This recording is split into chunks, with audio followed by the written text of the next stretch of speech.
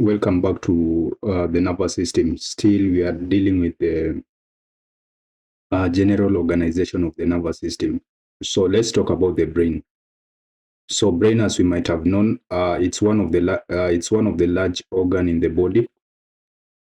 It normally weighs around 1.4 kgs. So this normally lies within the cranial cavity. This is normally divided into three main parts. So if you are to look at the brain grossly, you'll be able to see the forebrain, the midbrain, and the hindbrain. So the forebrain is normally associated with higher cognitive function. So cognitive function represents the functions that are normally associated with memory, perceptions that can culminate into intelligence. So the midbrain normally control motor movements and sensory processing. This is because they have nucleus that allows the information to pass, some from the cerebellum, some from the cerebrum, and also some extending to the spinal cord. So very important. The hindbrain manages the coordination, balance, and autonomic function like breathing and heart rate. So remember things like the medulla oblongata, the reticular area, are normally located in this area of the hindbrain. So if you can focus on this image, so you are able to see what we are suggesting. We are grossly dividing the brain into three. So we are able to see the forebrain. So the forebrain is housing the cerebrum, the thalamus, and the hypothalamus. And we are having the midbrain structure. So this is just an anatomical, gross anatomical classification. Otherwise, we'll be able to see a specific part of the brain called the midbrain that is performing again specific role. But at least the way it's been shown here, it is conveniently placed in the area that we normally refer to as the midbrain. And we also have the hindbrain, consisting of the pons, medulla oblongata, and you can be able to see the cerebrum. So if you can compare with this model on the right part, so the forebrain, so you can revert it like this. So you are able to see the cerebrum majorly as part of the forebrain, and this part of the midbrain. So specifically this area. So anatomically, this is the true definition of the midbrain. So the forebrain consists of a major chunk of the cerebellum, that is, and all the internal structures that are expected within the cerebellum. So should it be the the thalamus, as you are able to see, and some other structures within this part of the brain, so normally referred to as the diencephalon. So the internal structure beneath the cerebrum. So you're also able to see the cerebellum, so just lying below the cerebrum, and of course the medulla oblongata around here that is normally extended to the spinal cord. So in our text, you can be able to see the further involving the parts of the brain. So these are the parts of the brain. So we have the cerebrum, so which is the largest. We have the thalamus and the hypothalamus. So this is beneath the cerebrum, where we are expecting a lot of tracts to pass.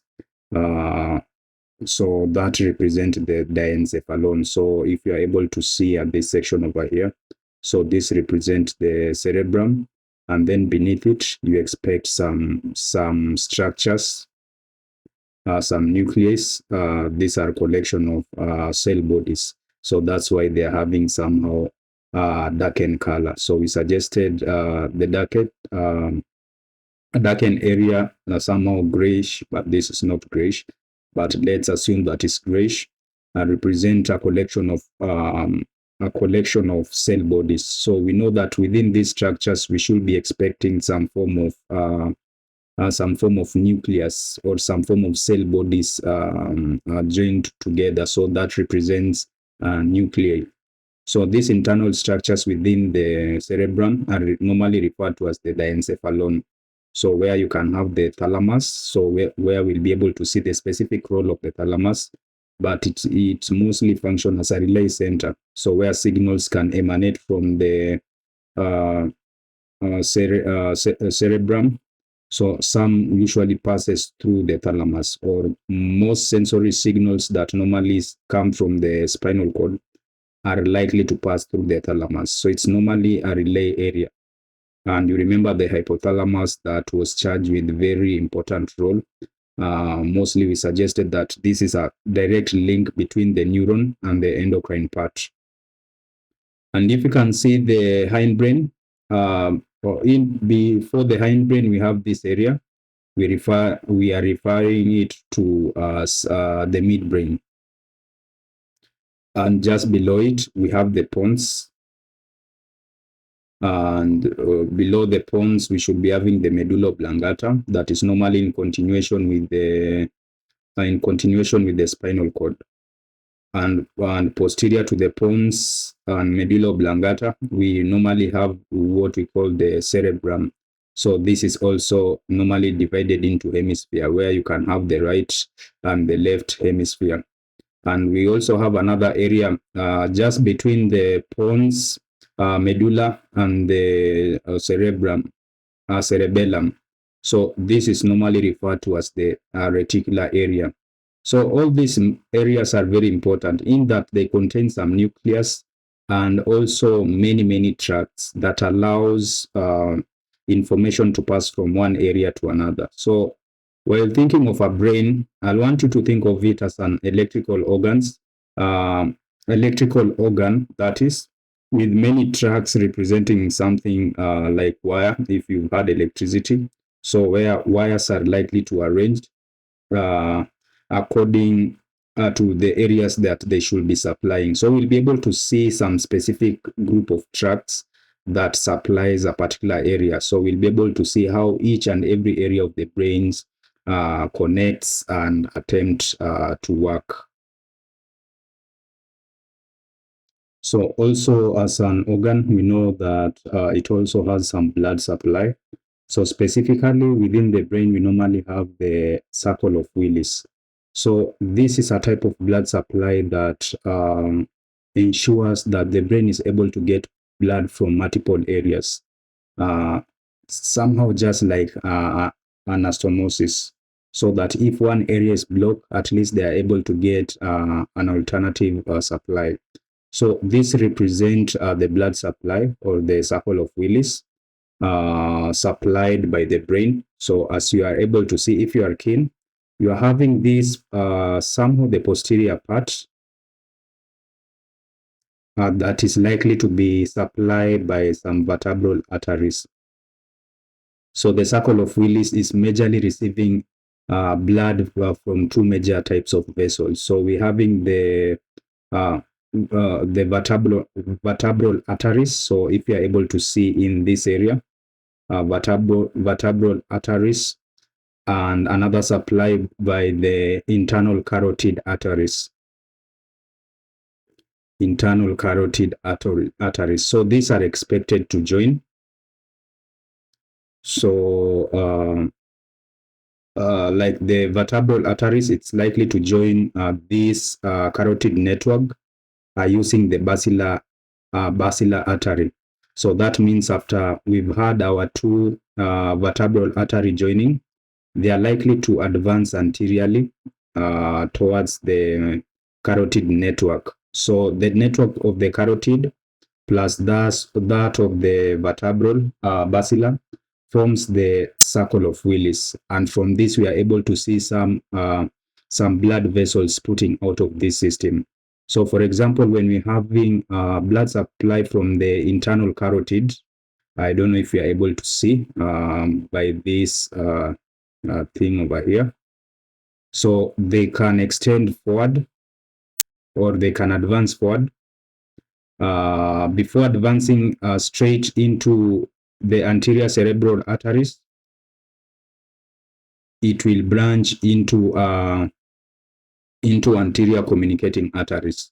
So this means that this is regarded as the main, not really the main, but it is likely to supply quite a number of a large region of the frontal cerebellum and also the parietal. So this is the anterior cerebral artery, where we have the right and the left part. So these are joined to the main carotid network using the anterior communicating arteries, of which it will also be left and it will also be right. So we are also seeing from the carotid advancing transfer in a transverse manner. We have the middle cerebral arteries. So the middle cerebral arteries are likely to supply also the frontal and the basal region of the brain. So remember, this view is of an inferior view of the brain. So it is able to supply the lateral and the basal area of the brain. So that is the left middle cerebral artery, where it has many subdivisions. So you just need to remember that it is actually from two major blood vessels. So again, if you can just focus on this model. So we are just emphasizing on the same thing. So how are we likely to get the blood supply of the brain? So it is simply from two supply. So from the internal carotid artery, if you are able to see in this, and also from the vertebral artery. So the two are likely to make, or rather give us the circle of Willis. So let's put this into a posterior manner, but this time round we'll get a superior view of the same. So let's advance into the skull. So we've taken out the brain so that we are able to have a great view of the blood vessels. So we are just ignoring the vein and focusing on the network. So even though, so this is a model, not necessarily perfect, but it's able to give us a gross picture of the same. So where you are having this as the basilar artery that try to joins with the vessels from the vertebral. So this can be regarded as the vertebral basilar arterial system. So if you are asked the two major division of the circle of Willis, we have the internal carotid arteries and the vertebral basilar system. So this from one of the vertebral, using the basilar arteries to joins the internal carotid network. So after joining, so we are able to see these as two carotids advancing into this system, which it's likely to sprout out into the into what we refer to as the middle cerebral arteries. So we can have middle cerebral arteries, right and left. And then from the middle cerebral artery, we can have an early division. So these early division are normally referred to as the communicating arteries. So the communicating arteries we normally have the posterior and the anterior. So the anterior seeks to join anterior communicating artery seeks to join the anterior cerebral arteries. So remember, this is expected to supply majorly the frontal area of the brain, the parietal lobe, and superior parts of the brain. So we are expecting this blood vessel to somehow divert and advance superiorly. So these are the anterior communicating arteries, not anterior communicating, but rather anterior cerebral arteries. So we are saying there are two. So we are having the left and the right part. So if you are focusing on that. So also from this, from the From the middle cerebral arteries. So that is what we are likely to get after the supply by the carotid arteries. So it can also branch posteriorly early, where it can give us the posterior communicating artery. So from the posterior communicating arteries, there can be several sprouts, even though this does not acknowledge the many sprout outs that could be there, and give us maybe what we call the right posterior cerebral artery. So we should be expecting some divisions or some sprout out of blood vessels along this basilar system,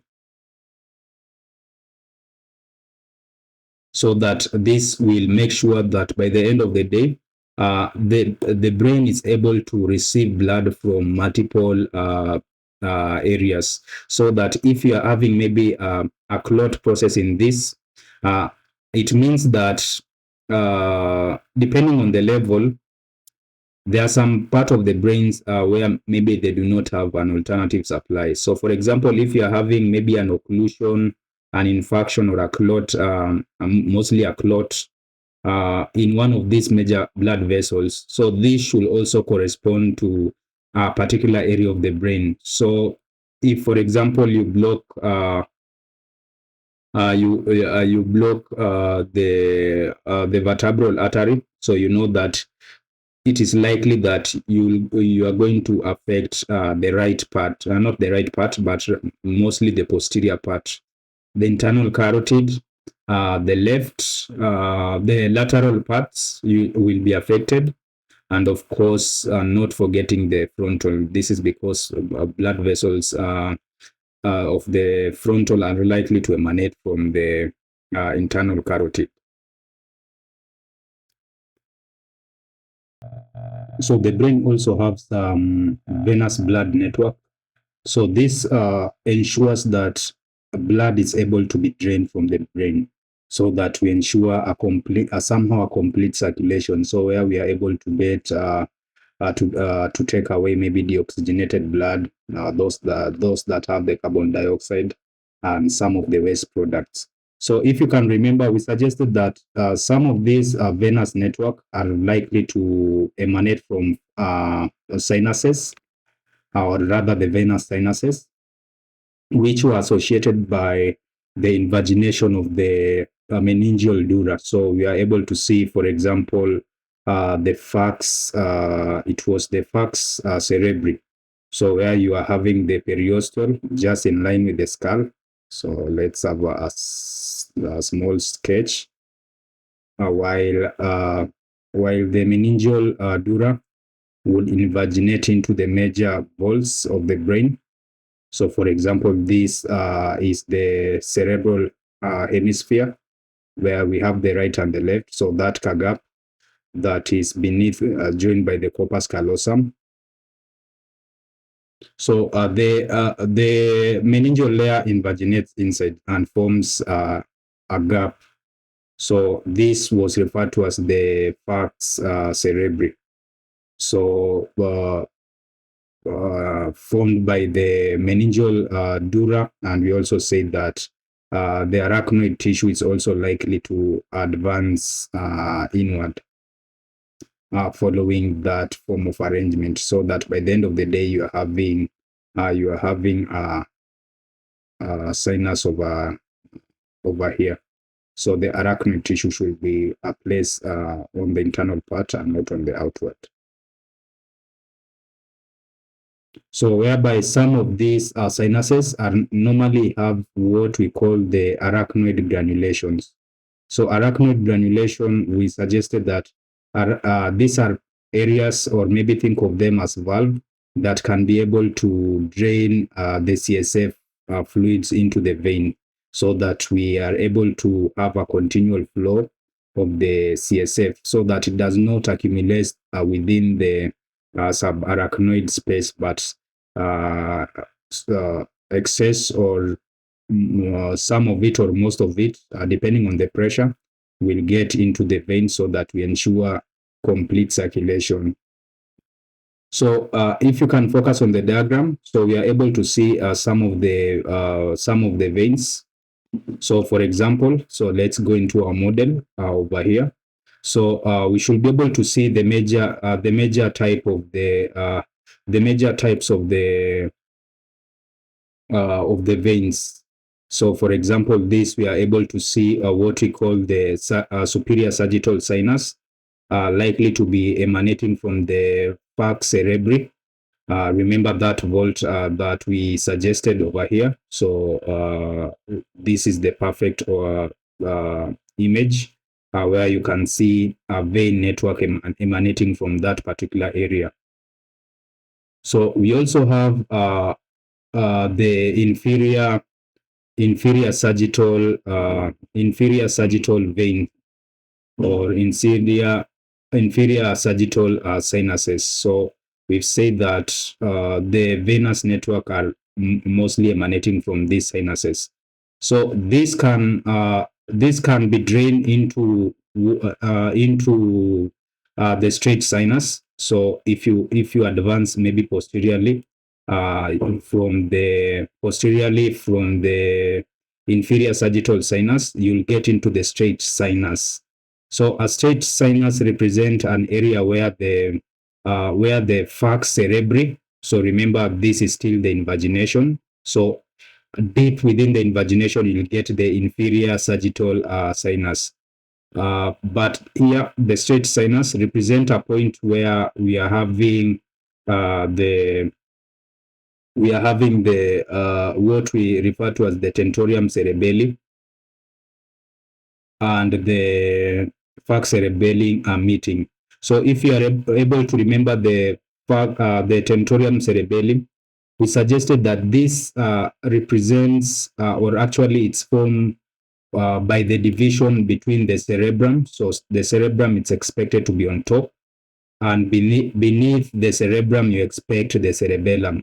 So there should be like a gap over there. So the gap over there will form a particular form of these falxes by the name tentorium cerebelli. So from the tentorium cerebelli, combination of tentorium cerebelli and the falx cerebelli, it's likely to give us the straight sinus. So you're able to see it over here. So perfectly placed in between that vault of the tentorium cerebelli and that of the falx cerebelli.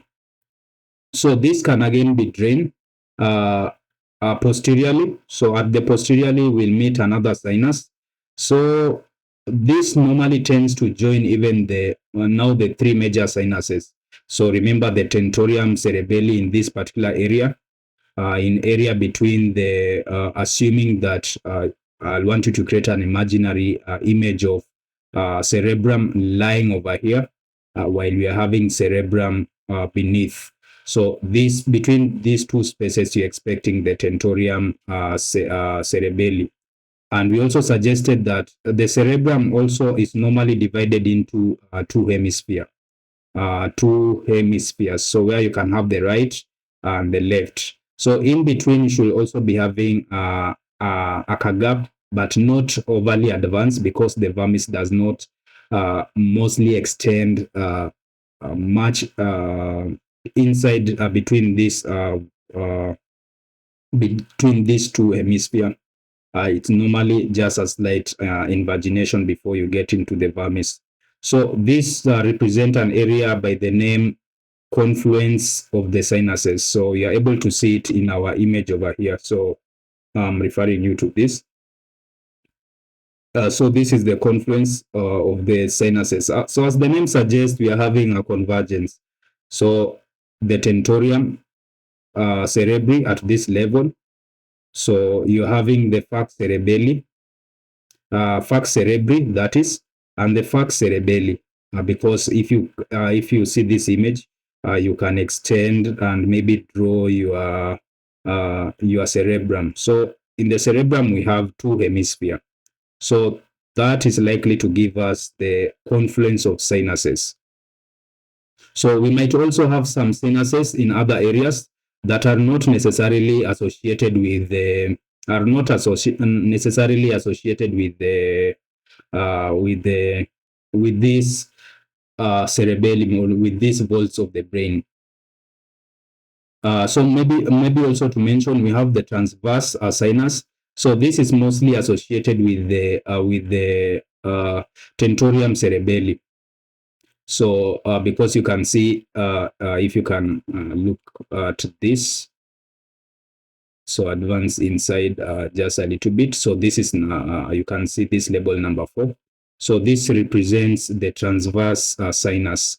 So this transverse sinus, again inside, so where superiorly you expect the cerebrum, and inferiorly you expect the cerebellum. So in between that vault, we have a sinus that is likely to emanate from there.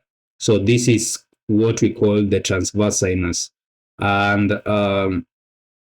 it is easier to remember this because you see even the way the name is just suggesting its anatomical orientation, so where it is oriented in a transverse manner.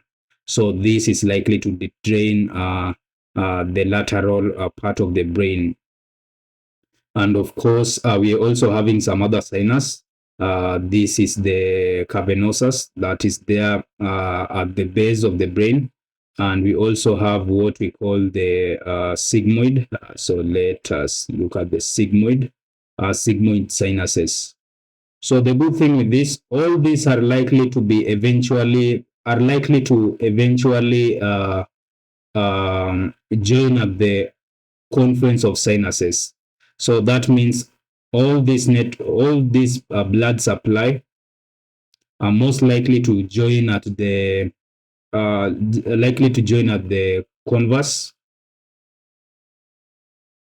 or rather the confluence of sinuses, and then afterwards maybe through the transverse sinus, as you are able to see even over here, so that they eventually join the internal jugular vein, so that this will eventually joins the superior vena cava, so that we are able to gain advance into the heart and oxygenate the blood, of course, through the lungs. And later back, again, we'll be using the internal carotid and the vertebral arteries, as we are able to see, just in an attempt to supply our brain. So these are very important because some of the brain diseases could be related to maybe occlusion of the occlusion of the veins. So what you should be able to know is that if a vein is occluded, it can spread into the sinuses that where most sinuses have the arachnoid granulation. So that will also means that this might somehow indirectly affect the pressure of the cerebral spinal fluid. So you need to remember that. So in summary, you can say this blood network, that is the circulus arteriosus or the circle of Willis, together with the venous system. So the circulus arteriosus normally plays a vital role in maintaining a constant supply of oxygen and glucose to the brain. So when the head is moved, and also if contributing artery is narrowed, so it received about 15% of the cardiac output. So that means that's a significant amount of the blood. This translates to around 750 mLs per minute. The venous blood from the brain drains into the dural venous sinuses and then downwards into the internal jugular veins. So we should be able to remember this. So these are very important. We have the cerebrum. So we suggested that the cerebrum is the biggest part of the brain. So if you can be able to see this, all of this chunk, so excluding the extremely dark area and the whitened area. So this represents the cerebrum, and it normally has two hemispheres. So we've cleaved off one part, so we are only left with the right part.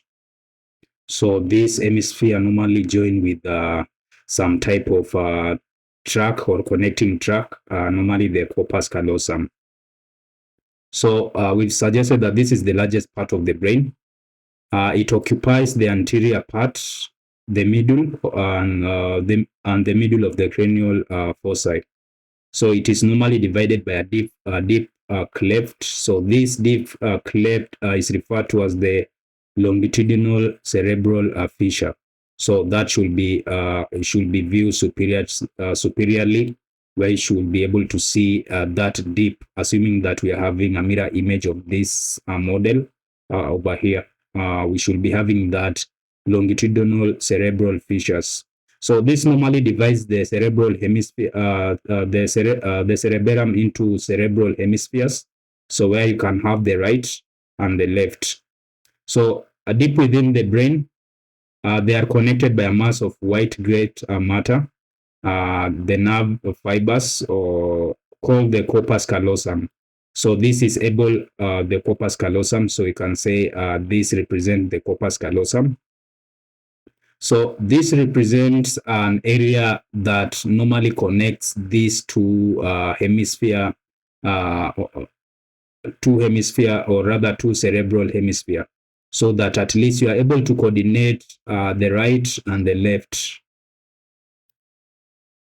The superficial part of the cerebrum is composed of a nerve cell bodies. So that is the gray matter forming the cortex. So remember what we suggested. So when it comes to the brain, the external area or the superficial area is normally it's normally gray, or it's normally darker. So that means we are having the cell body on the superior part or on the exterior part. As you advance inside, you expect to have some whitish area.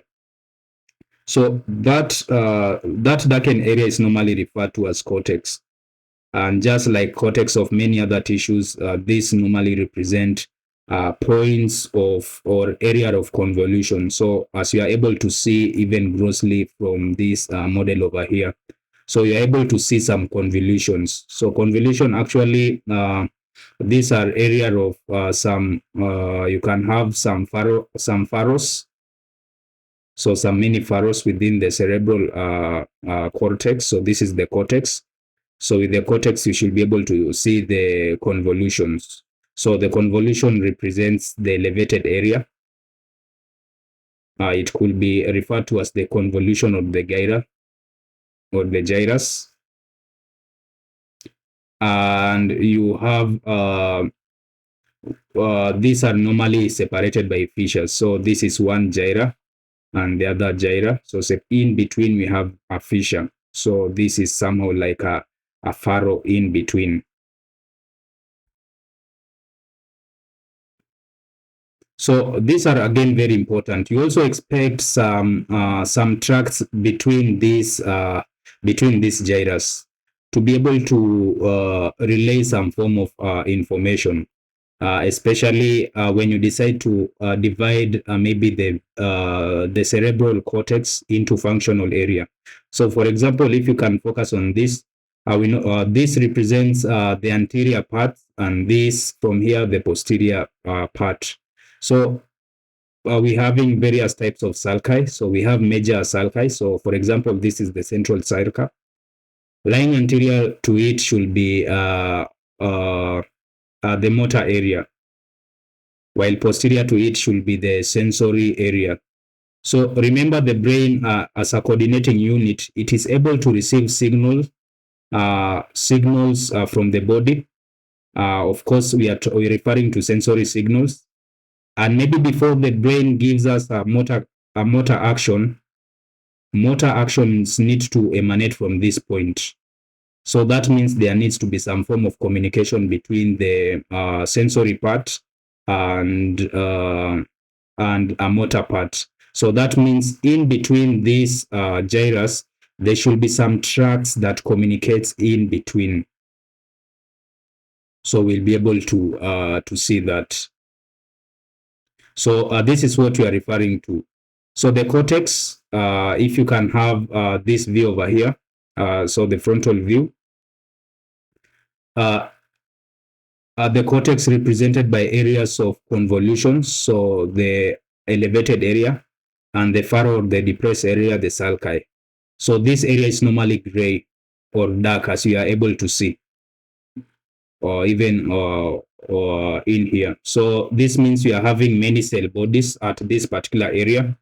So for example, let's just pretend and draw one cell body. We know they are they are very minute, but just to illustrate. So one cell body sprouting out their track or their axons. So this whitish area represent areas of neuronal, not really neuronal connection, but how these axons are likely to pass. So if you are to draw, it will be something like this. So these are many cell bodies, and we are having many tracts passing through. So some bypassing others. So you'll be able to see there, if this is a cell body, this is another cell body. We have tracks that connects these two gyres. We have tracks that connect distance gyres, so that whatever, because we know we also have some visual area of the brain, so that at the end of the day, we want to create a neuronal connection that also keep into consideration the signals that you are getting from your eye, the signals that you are getting from your nose. So for example, let's say you are executing a simple motor action. So for example, you want to walk towards the toilet. So that means the initiation of the movement should be from the motor area. For that to be possible, uh, we'll also want to get the information from the eyes. So it means we should be having some neuronal connection with the eyes, because you need to know where the toilet is in terms of direction. You should be able to see it. And again, you should be able to, because of the nature of the toilet, the smell, you need to get some data to the motor area about the smell, so that you can be able to be sure even more in terms of direction. And maybe if there is any form of activity within the toilet, that can also be appreciated through the ear. So these connections are very important, and they can be integrated to give us an action. So that's why the brain is an integratory area, but we'll be able to see that as we proceed. So we've suggested that the cortex is divided into various functional areas. So let's have a look. So cerebral cortex is divided into lobes, so not functional, but lobes. But we know that these lobes are charged with specific functions. So they are divided into lobes by deep sulci. So we are having major sulci. So we can look at both images. So this image and this model to try to relate to what we are saying. So here we are seeing the frontal lobe. So the frontal lobe sits anteriorly to the central sulcus. So from our model, so this is the central sulcus. Anything anterior to it represents the frontal lobe. So this is a very important part of the brain. Having that, it is normally charged with the attention, concentration, decision making. So if you are intelligent or not, this area will have a say. So if it is well developed, the better for an individual as far as intelligence is concerned. So behind the central sulcus, we have another area called the parietal. So this houses some sensory, it is able to receive a lot of sensory signals. So mostly the somatosensory. So in terms of the skin, so what is the what information you are able to get from the skin, mostly in terms of touch, maybe pain, and many modalities that are likely to be there from the skin will be appreciated at this point eventually. And maybe what you should be able to know before continuing. So every information that is likely to reach the cerebral cortex, the individual is likely to be aware. Is likely to be aware of the information. So this is a little bit faint. The individual is likely to be aware. So that means at the frontal lobe. So when you are thinking some stuffs, you are mostly you are aware. So when you want to execute some motor activity, There are some which will be that which you'll be aware of. For example, just with our previous example, you decide to go to the toilet. So that is a conscious decision that you've made, and you are deliberately taking an action and moving towards the toilet. So that's a deliberate. So this is happening with your awareness. So all the informations that will reach the parietal lobe, mostly somatosensory information, will be eliciting some form of awareness. So if you are touched at any particular area, if you are touching your pen, or if you are holding your pen with your hand, that information will reach a specific area within the sensory part of the parietal lobe.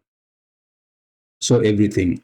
So we also have another important sulci that is kind of deeper. So it is normally regarded as the lateral sulci. So you are able to see below uh, the parietal, and partially advancing into the occipital. We have, and below the frontal, we have this fissure, major fissure over here, referred to as the central sulci. The central sulci. So below the central sulci, we have another important lobe. So this is normally referred to as the temporal lobe. And we can also have another sulci, not as prominent. So let's use this as the presentation of the same, even though not well differentiated. So you can think of this as the parietal occipital. So this somehow divides the parietal from the occipital, so that at the end of the day we'll be having these lobes. So 1, 2, 3, 4, where they are also charged with the specific important roles. So the frontal, parietal, occipital, and temporal. So you should be able to describe them relatively to their major sulcus or sulci. So we are suggesting that the cortex represent the gray area. So beneath the cortex, you also you anticipate now axons. So axons, a group of axons within the CNS, we say that these are normally referred to as tracts. Because we are talking about the cerebrum, so these are specifically regarded as cerebral tracts. And in between the tracts, we'll also be having some group of nuclei or some group of cell bodies. These are normally referred to as the basal ganglia. So it is more appropriate to refer this as basal nuclei, but traditional naming is normally basal ganglia. So it has somehow strict, but we know ganglia represent peripheral consolidation of cell bodies. But for the central nervous system, that is the brain and the spinal cord, nuclei will be more appropriate. So what is the role of the tract? So we've been able to suggest that the brain cortex represents some very important functional areas. But you might ask yourself, how do these functional areas relate? So just like in normal electricity, major areas should be able to connect using wires. So in place of wires, we are having the cerebral tracts, so that you are able to join maybe as we suggested before, so that you are able to join the sensory and the motor part of the brain, or maybe well, you can join various areas of the sensory, various areas of the motor, so that by the time the brain is executing a motor action, in terms of execution, the brain is likely to give us a motor activity that might represent some might represent if you are to translate it into a population, might represent maybe people who consulted each other. So there need to be some active consultation. So before you walk, the brains need to consult a part of the brain that normally is charged with processing the eye signal. So before I take this step, how far is this area? How deep is this area? So this means that the brains need a lot of information from various areas so that before we make a step, you are able to put into consideration the signal of your vision, the signal from your skin, the signal from your muscles, the signal from your nose, and many other signals, so that by the time you are acting, you are acting in a consolidated way. So things that are able to ensure that this consolidation is possible are the tracts, because the tracts, or rather the axons, are able to extend away from the cell body and at least join with some other neurons. So in the brain, you have various type of cerebral tracts. So let's look into this.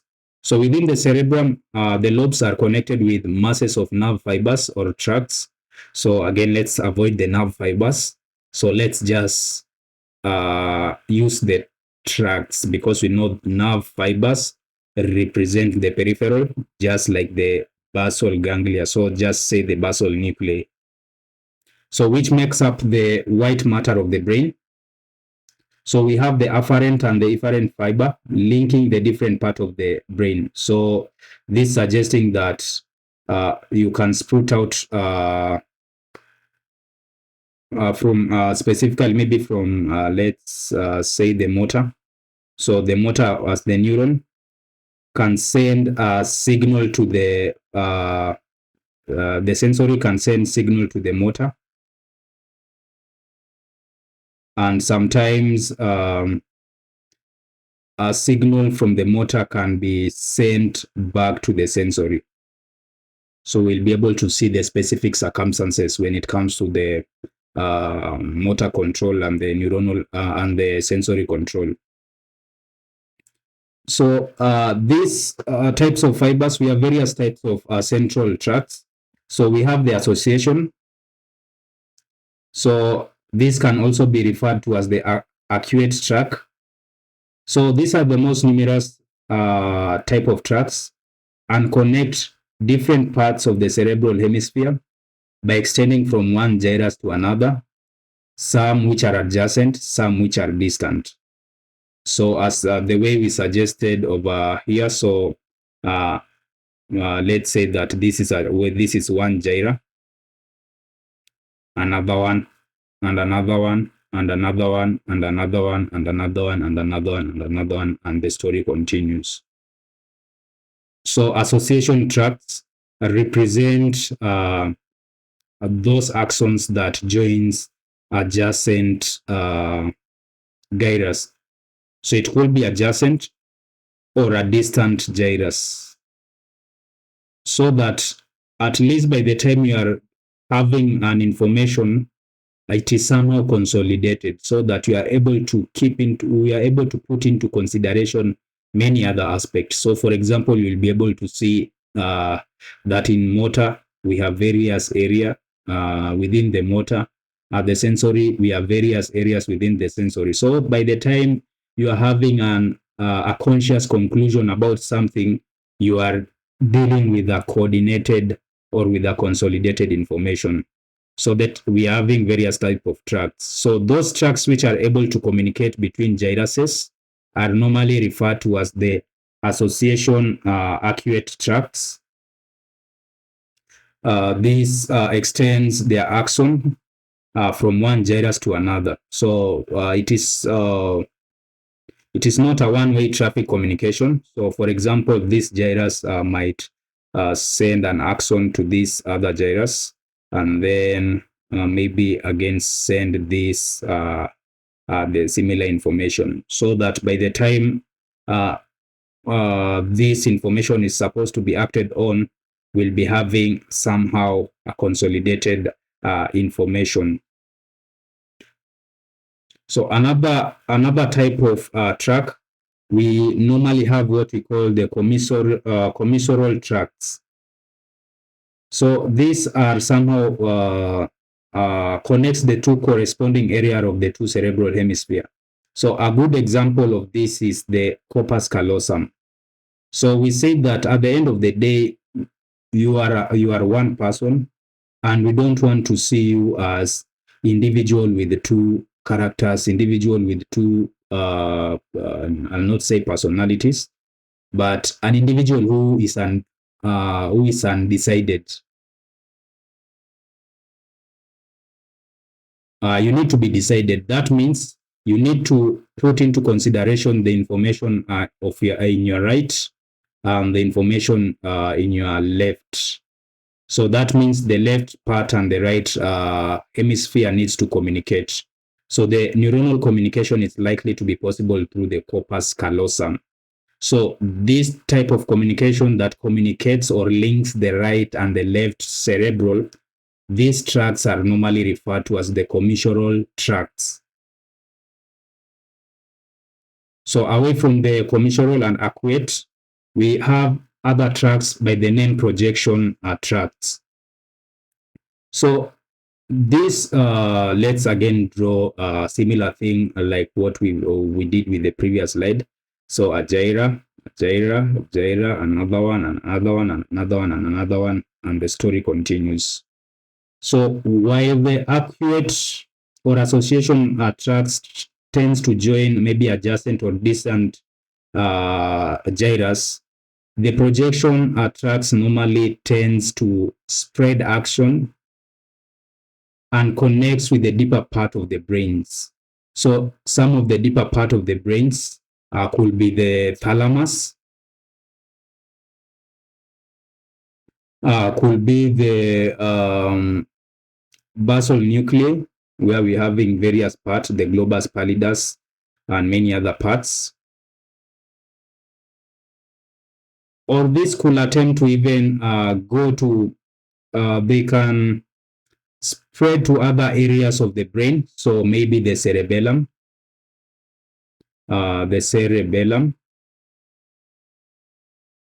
or some could go all the way down to the spinal cord. This is what we refer to as the corticospinal fiber or tract. We'll be able to see that. So these represent the projection fibers. So this is to mean that you've had some local integration of information, and now the body might say that it is now time for us to act on this signal by sending out the appropriate motor supply. So they are likely to use the projection fiber. Later on, you'll be able to see that sometimes they will not just send the motor reply directly. Sometimes they'll also need to consult the basal ganglia or the basal nuclei or even the cerebellum. So before you walk, maybe the motor area of your brain will send signal to the cerebellum to ask it what it thinks about the balance of the muscles, what it thinks about the coordination. So if the information is well coordinated, the cerebellum communicates back to the cerebrum, or maybe might use the reticular or the midbrain area. So if the information is quite right, and then proceed to the spinal cord where it can get into the skeletal muscle, or sometimes it can be back and the brain can work on it and again send it to the cerebellum working on it to some other aspect. We'll be able to see the specific roles that we anticipate in various part of the brain. But for now, let's now just remember this as simple as that. We're having the association tracts, the commissural tracts, and the projection fibers. So the projection fibers connect the cerebral cortex with the gray matter of the lower parts of the brain. So we know that there are some other gray areas, the basal nuclei, and also, of course, major destination should be the spinal cord. using an area called the internal capsule, we'll be able to see. The motor fibers within the internal capsules forms the pyramidal tracts. The pyramidal tracts, that is normally the corticospinal. So corticospinal means that fibers or tracts are emanating from the cortex part of the cerebellum and ending at the spinal. So the corticospinal tracts. So normally pass through the internal capsules. This goes straight directly into the spinal cord. But at the area of the medulla oblongata, they are likely to cross over. So that means if you are having the information from the left, it's likely to cross over and goes into the right part, and right from the left, right crossing and going into the left part. So this is called decussation, or they can decussate in the medulla oblongata. So this normally represents the motor fibers. So we have many types of motor fiber, but as far as the cerebellum is concerned, we are having two types. Those that are likely to pass through the internal capsules are normally called the pyramidal tract. Those that do not pass through the through the internal capsules are commonly referred to as the extrapyramidal tract. So I don't know if you have an image over here. So let's okay. Let me see. Not really. So we'll be able to see it later, but we can also use this conveniently. So for example, this represent, assuming that this is our motor area. So these are corticospinal tract. So we are able to see them over here. So passing in between the caudate nuclei of the basal nuclei and the putamen. So between the putamen and the caudate nucleus, this is normally referred to as the internal capsule. So that means the informations that passes or the tracts that passes in between this area is normally referred to as the pyramidal. So this is what we were suggesting. So they are likely to advance like this, and then at a convenient place where we are having the medulla oblongata, they are likely to cross over. So this going to the from the left to the right, and also from the right to the left. So having something like this, so that the motor control of the right, the responsible part should be the left, and the vice versa. So this represents the pyramidal tract. However, we can also have some tracts that do not pass through the capsule, and we'll be able to see why is that important. And maybe for now we are saying that signals are just passing directly from the cortical region of the brain all the way to the spinal cord. But that might not be entirely true because we are having the extrapyramidal tract. So for example, for the extrapyramidal tract, so a good example could be a tract from the cerebral cortex that maybe needs to pass through the basal nuclei and pass through the globus pallidus, the subthalamus. So these are the basal part of the basal nuclei, back to the thalamus, and mean back to the cortex again. So maybe we could be asking ourselves, why is it necessary for this information to be able to pass like this? So for example, it is very important for before, let's say you are having some, a good example will be, let's say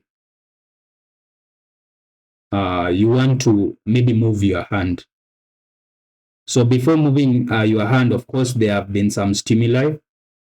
There have been some thoughts within your brain, and all those information has been fed to your motor area. But before you execute a motor activity, so most of the time this normally needs to pass through the basal ganglia to be refined, and again back to the cortex through the thalamus.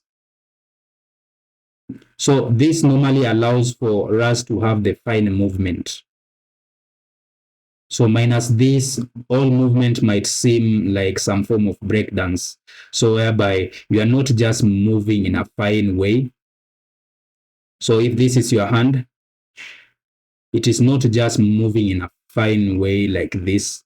So fine way like this represents signals that have passed through the basal nucleus and again back to the brain before using the corticospinal or before using the pyramid. So minus this, it means that your hand could be moving in a to and fro manner. So it will seem as though you are shaking or you are having some form of tremors.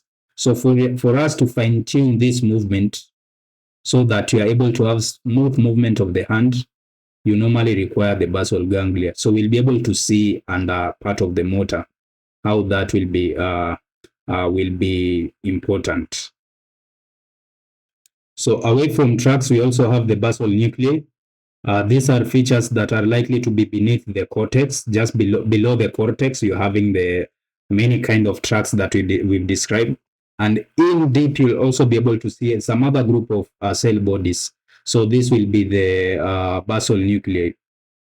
So maybe let's examine some of the areas, but we'll be able to see the specific function of basal ganglia or the basal nuclei later. So for now, just know that these are group of cell bodies that lie deep within the brain and forms the extrapyramidal tract. So they are extrapyramidal tract because their tracts are not passing through the internal capsule, the point between the caudate and the putamen. So we'll be able to see those various parts later. So this normally acts as a relay station with connection to many parts of the brain, including the motor areas, the cerebral cortex, and the thalamus. So the function include initiation and fine control of complex movement and learn coordinated activities such as posture, walking. If control is inadequate or absent, the movement might be jerky, you could be clumsy, or things could be uncoordinated. So informations need to be coordinated at this level. So this will be obvious as we continue, but for now, let's just remember this basic information. So for example, this is a pathway. So for now, we'll not go deep into it, but this suggesting that the cortex is using the basal nuclei to refine some information. So you're able to see signal from the cortex. So assuming this is the motor area, communicating to the caudate and putamen. So that is the stratum region of the globus part of the basal nuclei. So where it can it can be controlled by the substantia nigra containing some dopamine. Information from here can be moved to the globus pallidus externa, move to the substantia subthalamus nuclei, again move to the globus pallidus internus, so from externa. So these are just way, this represents some nucleus, and how are these nucleus electrically connected? So this is the pathway. So whereby information will start from the cortex and all the way back to the thalamus and again back to the cortex, so that by the time we are reverting this information or this impulse over here, it is rich in some form of information. It is rich in some form of complexity, where now rather than the jerky movement that you'll ordinarily get, you are likely to have a fine movement. Things like fine motor skills are also very important in this area. So those maybe with this particular area might not competently write very well in a consistent manner because they've not been able to fine tune their skill. And every information that needs to reach back to the cortex needs to again use the thalamus. So we'll be able to see the exact role and the role of these neurotransmitters that they'll be playing. So again, back to the cortex, we said that the cortex, in as much as it is divided into lobes, so these lobes are direct representation of some functional activity. So you can also have functional division of the cerebral cortex. So it is good to know that there are three main types of activities that are normally associated with the cerebral cortex. So we have the high order functions. So that is the mental activities involving the memory, sense of responsibility, thinking, reasoning, moral decision, and learning. So literally, this is just thinking. Or if somebody is intelligent, they are likely to use this high order function area. So this include mostly the prefrontal area of the cortex. So we'll be able to see that. So we also have some sensory area that is able to perceive perception. So from various areas. So we have the somatosensory that is able to perceive pain, temperature, touch, from various area. So we also have some very specialized sensory area within the brain cortex or the cerebral cortex that will be able to coordinate the hearing, the sight, the taste, and the smell. And we also have an area of the brain that also is very important in the initiation of the movement. So you just initiate, but the tidbits in terms of fine tuning the your movement will be happening in the background. You'll not be having a major say in terms of let me walk in this manner. So some things will be coordinated in unconscious level. So what you'll be just be having a say it's in terms of initiation. So you can just say, I want to kick the ball. Of course, you can be able to determine the strength sometimes, but how to specifically coordinate the muscles to say that the muscle of your calf maybe relaxes and contracts the specific with the other opposite muscles, are they likely to relax and contract? So you are not likely to determine the specific contraction of a single muscle. You are just able to give a general activity in terms of what you want to achieve. And then it's up to the other parts of the brain to be able to coordinate this part.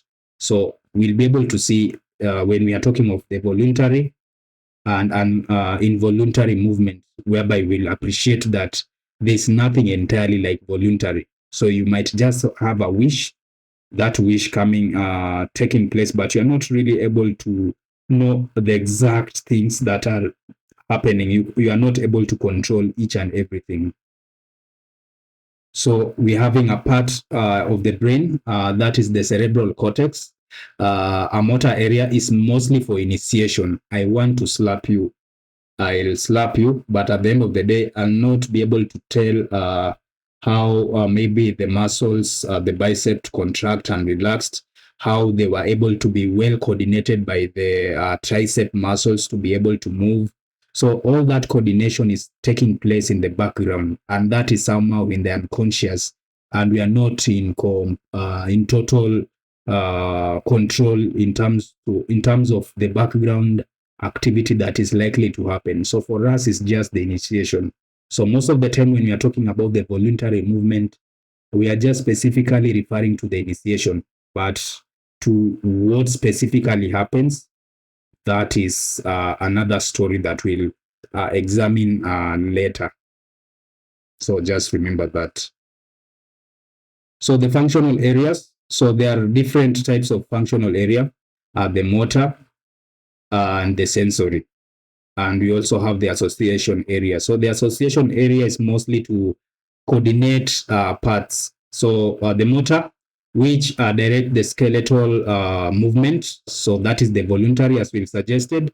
The sensory is likely to receive and decode sensory impulses, enabling sensory perception. Association, which are concerned with integration of processing of complex mental function, such as intelligence, memory, reasoning, judgment, and emotions. So you'll be able to see that the cortex area, not the cortex, but rather the frontal area of the brain is mostly charged with that.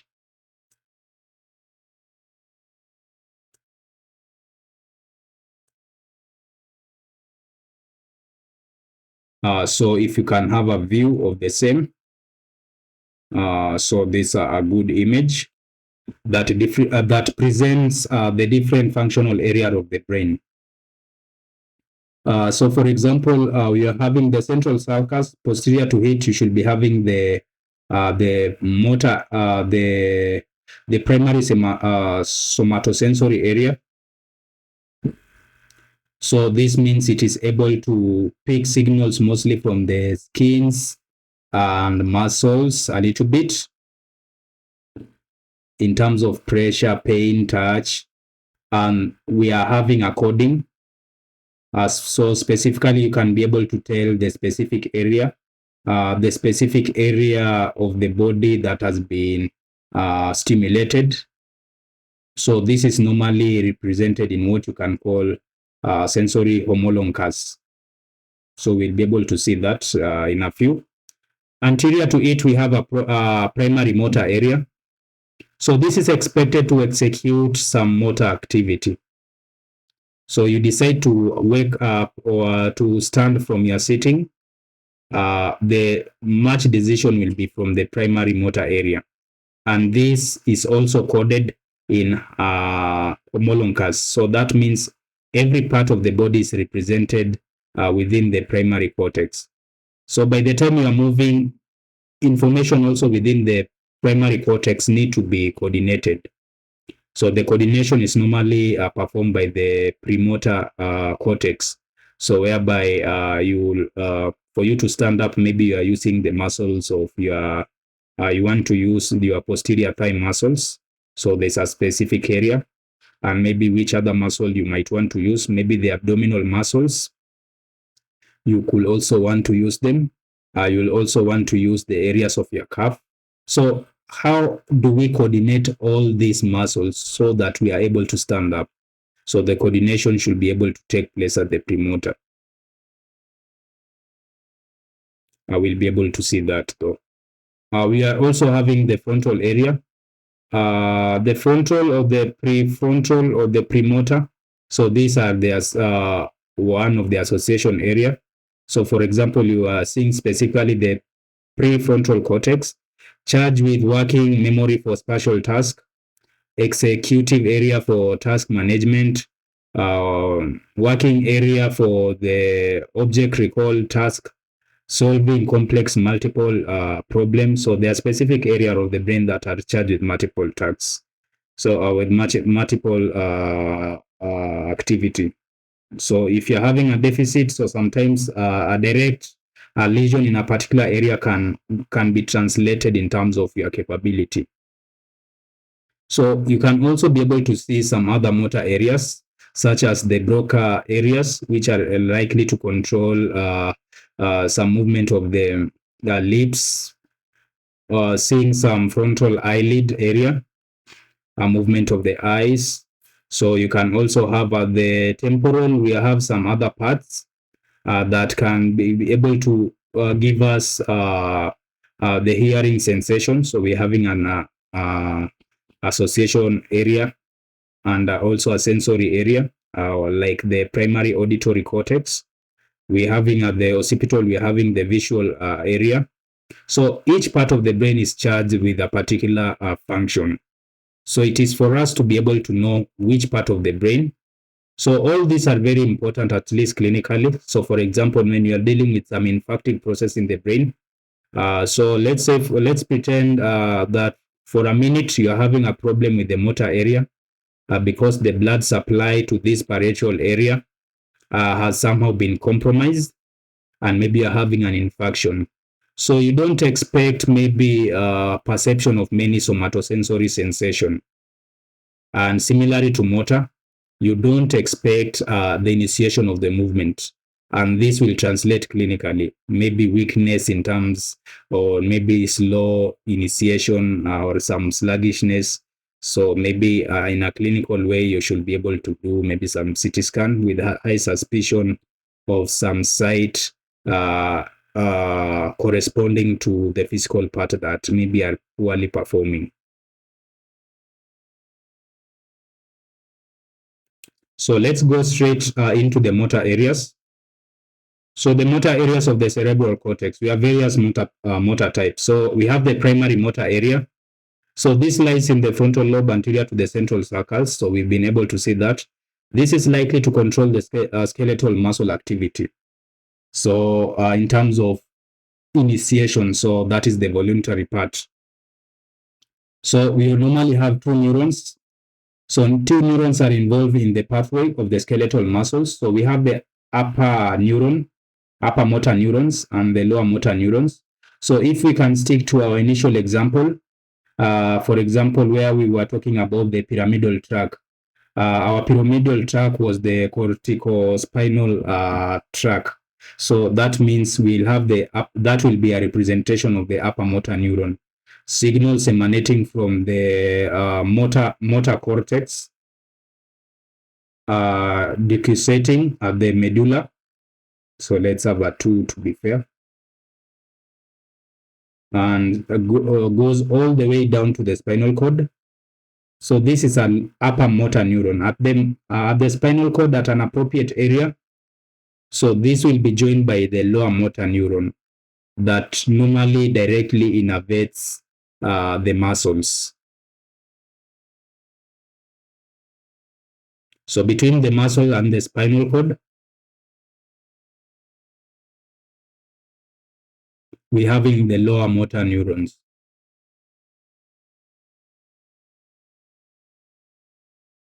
Between the brain and the spinal cord, we are having the upper neurons, upper motor neurons. So this is just by example. We'll be able to see that we have many types of upper motor neurons because this is just the pyramidal. See, we've suggested the extrapyramidal. Any other tract which is not likely to pass through the internal capsule, but they are important for motor control. They can also be part of the upper motor neuron, but we know we have the pyramidal and the extrapyramidal. So we'll see some other type later. So we also have that is in regard to the primary motor area. So we also have the motor speech area or the Broca's. So this is likely to control the movement of the lips. So this is situated on the frontal lobe, just above the central sulcus. So I think we are able to see it in the image. Control the muscle movement needed for the speech. It is dominant in the left hemisphere, in the right-handed people, and vice versa. So this is just an example of the what we just seen, the primary motor neuron or the upper motor neuron, starting from a specific part of the motor, extending at the medulla oblongata, crossing over or decussating, advancing through the spinal cord, and then conveniently joined by the lower motor neuron so that you are able to move. So by the time you are moving, we are coordinating two major neurons. So remember, corticospinal tract, one of the projection or the projectory tract, needs to join with the lower motor neuron. So we'll be able to see this in depth while talking about the motor physiology. And as we suggested, in terms of movement, you can think of this as a code. So informations are coded in a specific part of the brain. So this is with the motor. So this is referred to as the motor homoloncus. So that if you want, let me ignore that and use the toe. But if you want the toes to move, this area is responsible for sending specific signals that will allow your toe to move. So that's why we are suggesting that we also need some communication. So maybe just a brief how this area is likely to work. So let's say you are sitting, or you are standing, and maybe you decided to sit. But in the process of sitting, there was a pain in your chair. So somehow your butt was hurt. Now in the process, these signals from the butt extends will get into the brain through the appropriate sensory area, and it will be registered as pain. So when registered as pain, of course, uh, the brain needs to acknowledge that this is pain. So that means the prefrontal area will be involved, the intelligent part of your brain, prefrontal, will be involved and say that, okay, it's like I've sat on a pin that is giving me some pain. Because this area is very intelligent, it will have to make some decision. Why am I experiencing pain?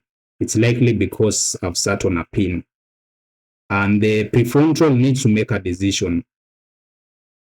Okay, because I've sat on a pin, so what is the appropriate action for me to do? I need to stand immediately from that chair. So from the prefrontal cortex, so remember the prefrontal has picked signal from the sensory area, the specific area that has your butt.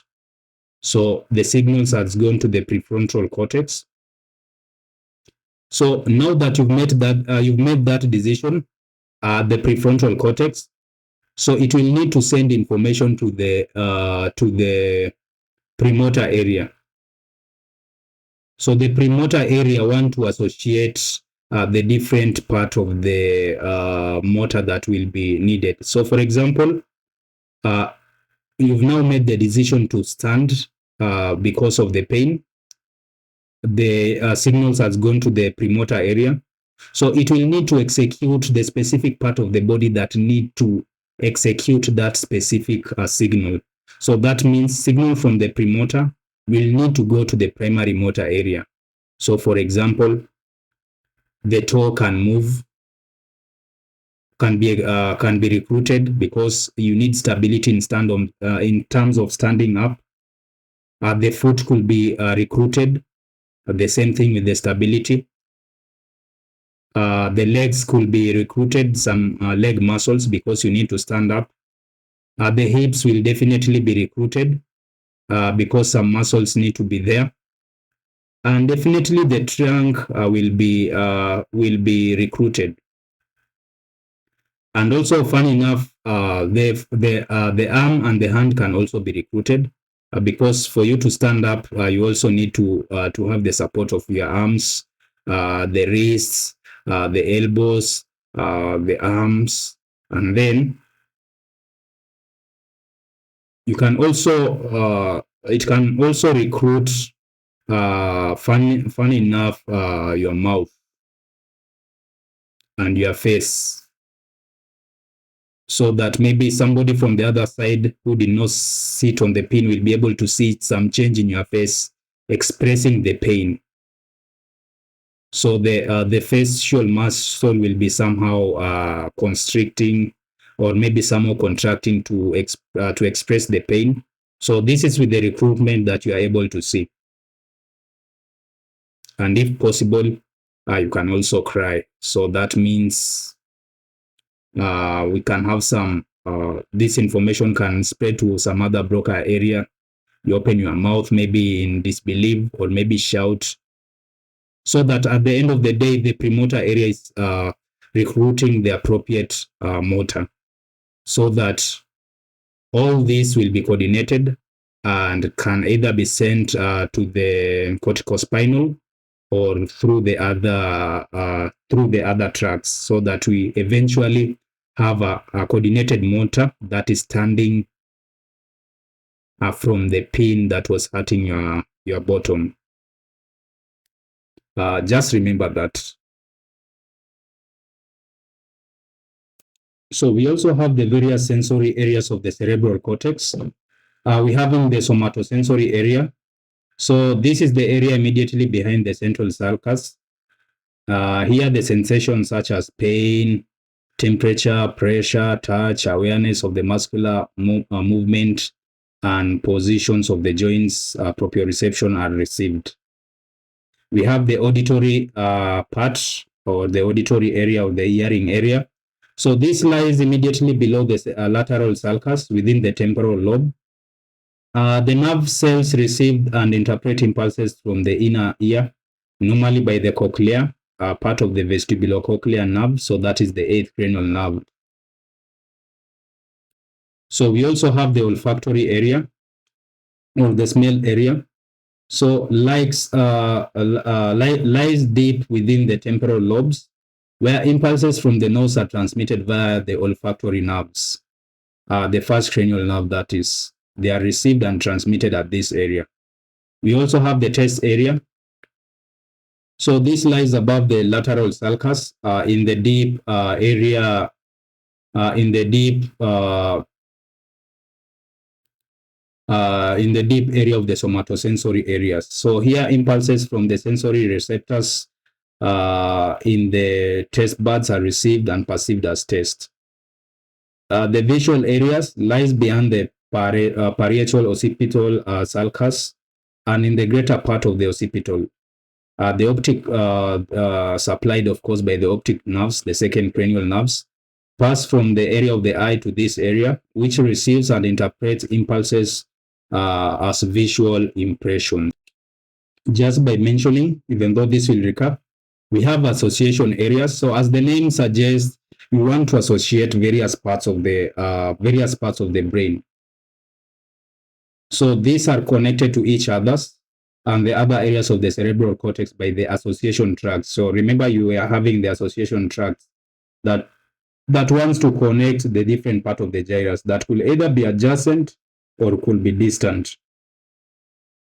So they normally receive, coordinate, and interpret impulses from the sensory and motor cortices, permitting higher cognitive abilities. Like, for example, in the illustration that we've given, when somebody has just sat on a pin in on a chair. So you are able to grossly map that coordination.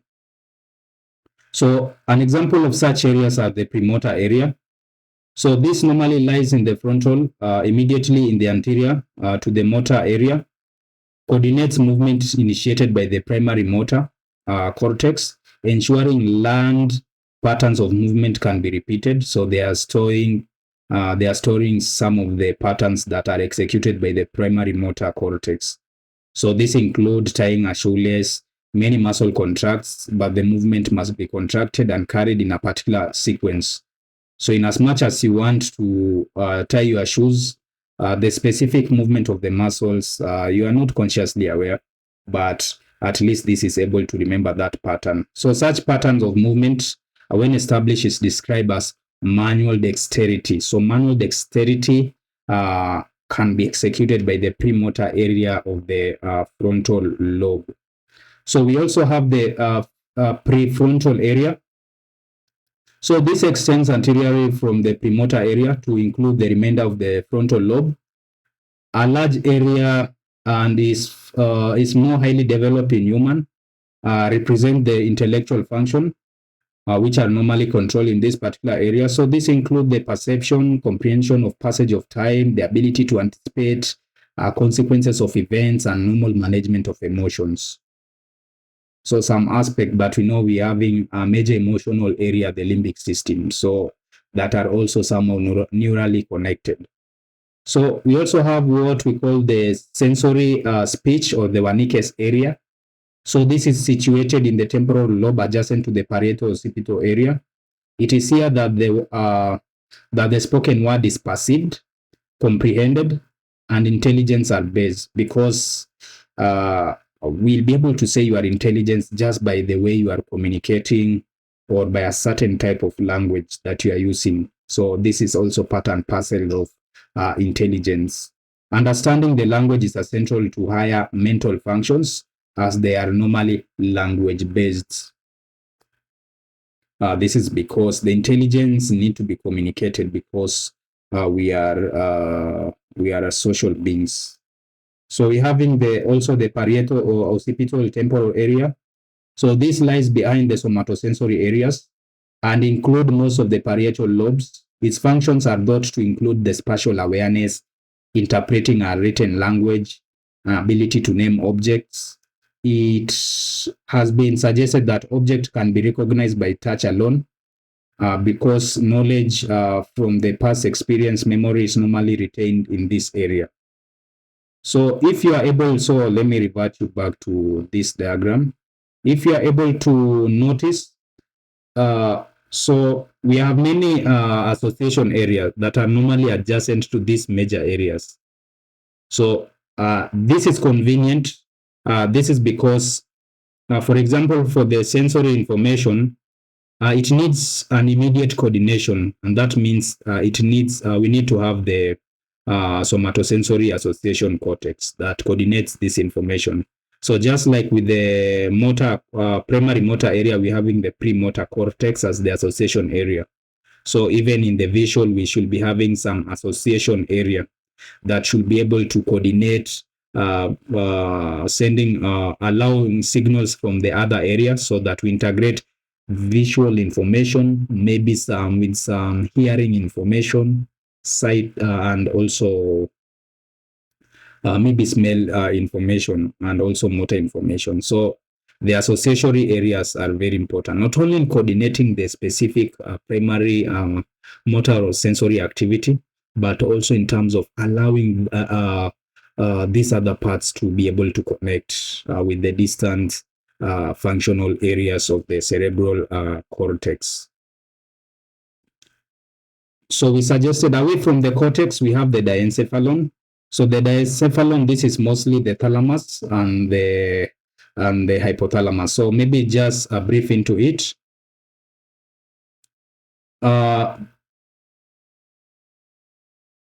This consists of cerebrum and the midbrain. It consists of several structures around the third ventricles.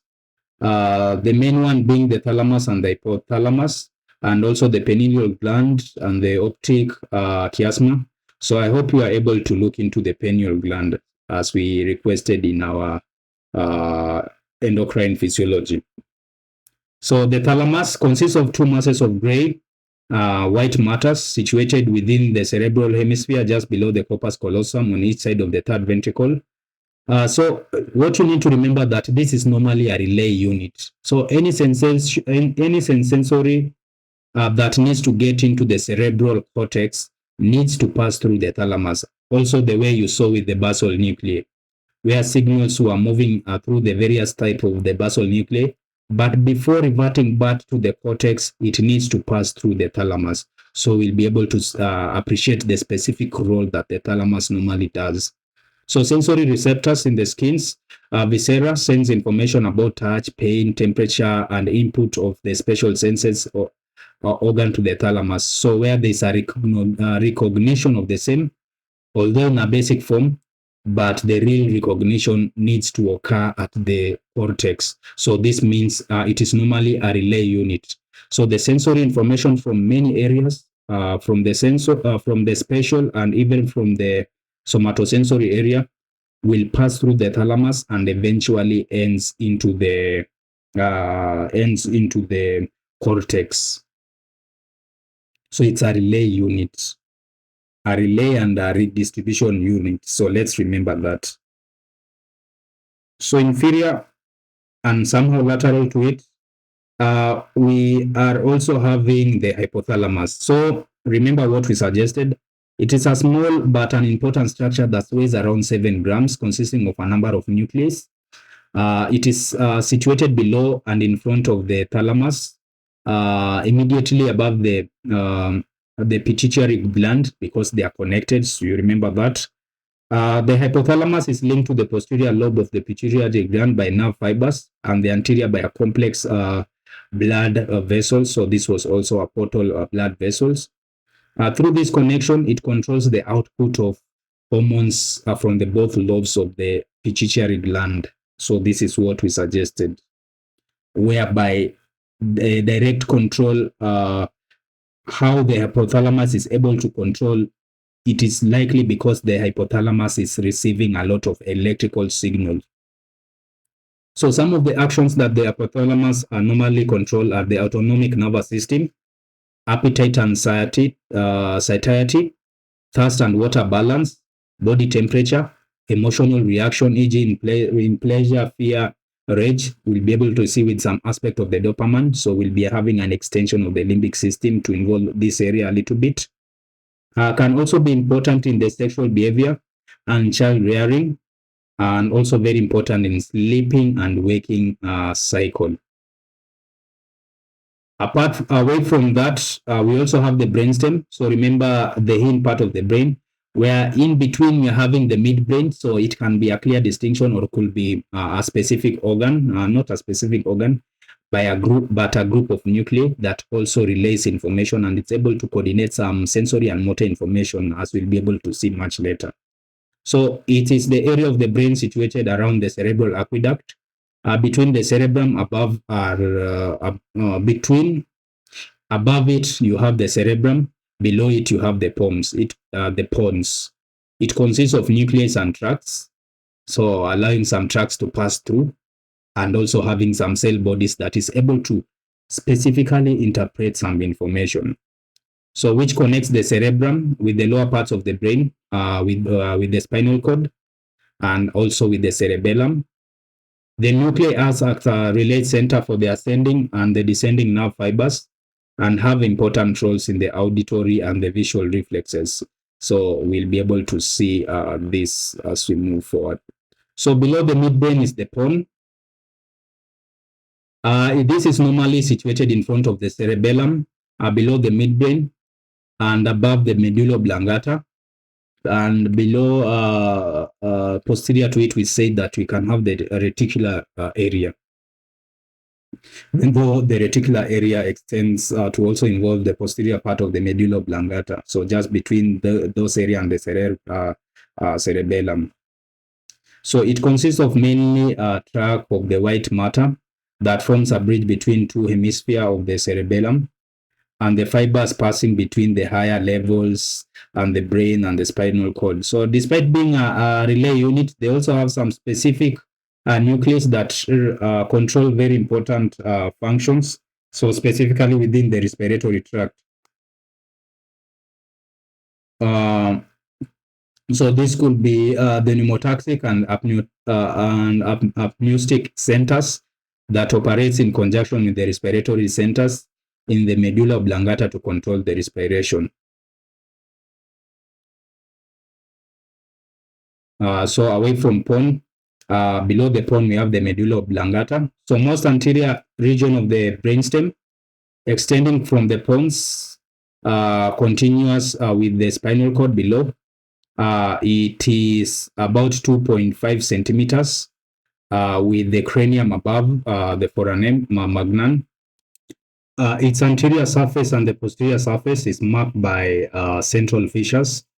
Some cells constitute a relay station for sensory nerve fibers, impulses passing from the spinal cord to the cerebrum, and vital areas lies in the deeper structures normally associated with autonomic reflexes. So it houses the cardiovascular centers, the respiratory centers, the reflex centers for the vomiting, coughing, sneezing, and swallowing. So a lot of reflexes within the medulla oblongata. So if you focus on this model, you are able to see the various part of the brainstem as we are suggesting. So this represents the midbrain, and below it we have the pons over there, and for this representing now the medulla oblongata. The medulla oblongata is in continuation with the spinal cord, and then posterior to it, here we should be having now the two what we call the two cerebellum. So the medulla oblongata has several important special area.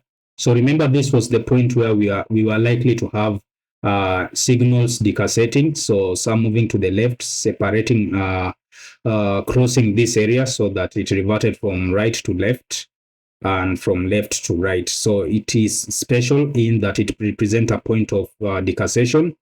So motor decussation of the pyramidal neurons decussating. We can also have some sensory impulses or some sensory tracts decussating also at this level. And also it's special because it contains what is referred to as the cardiovascular center. This is very important in the control of the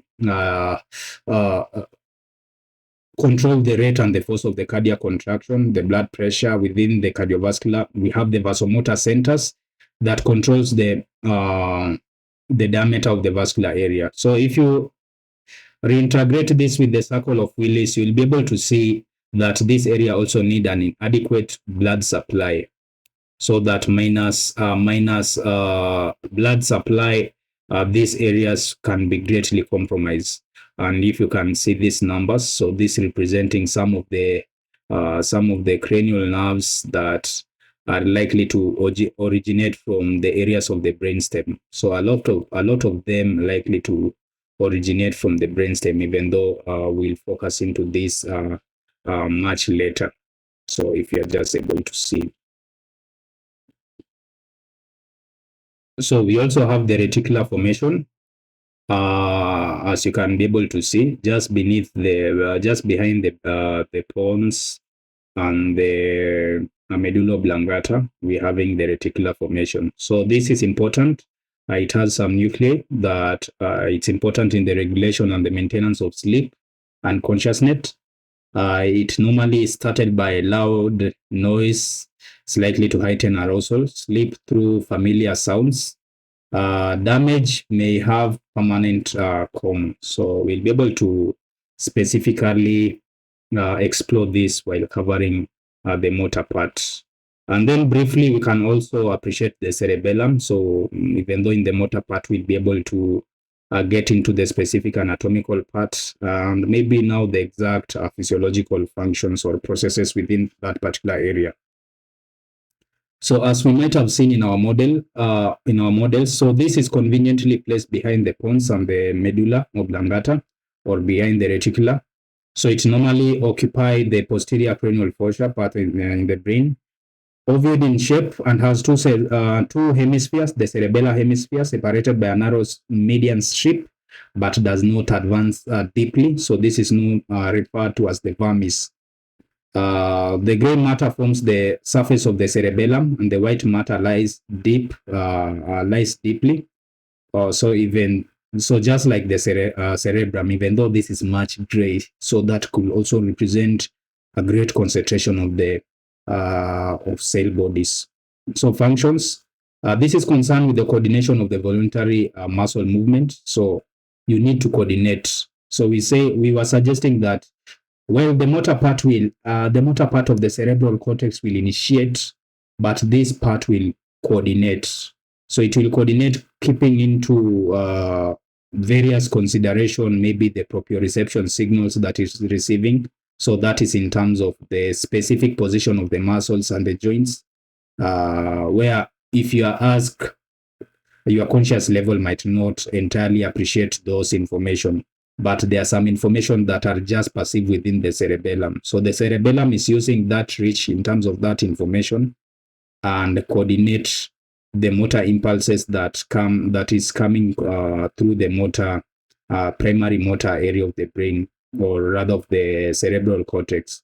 So after well coordinated, some will revert back through the thalamus and then again back using the corticospinal. So we'll be able to see how that story goes.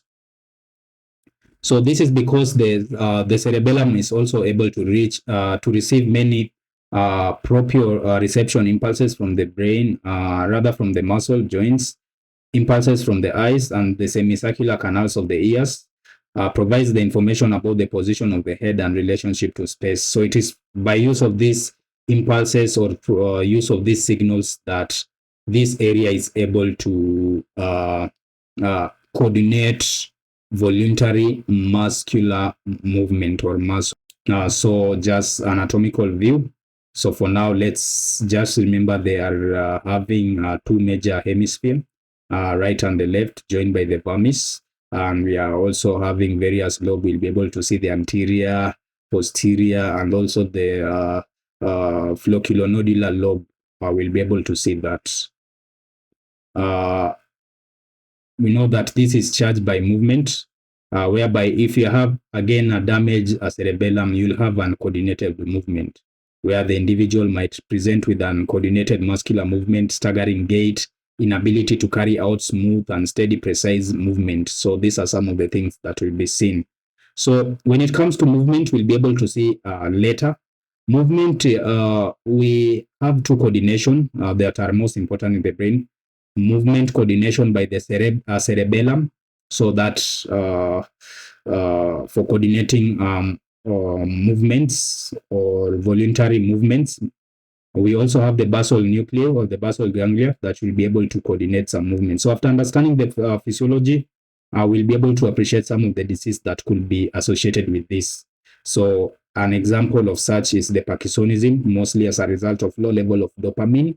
We were able to see dopamine in that system, so we'll be able to specifically see how this comes into play. And we can also have movement as a result of the cerebellar disorder.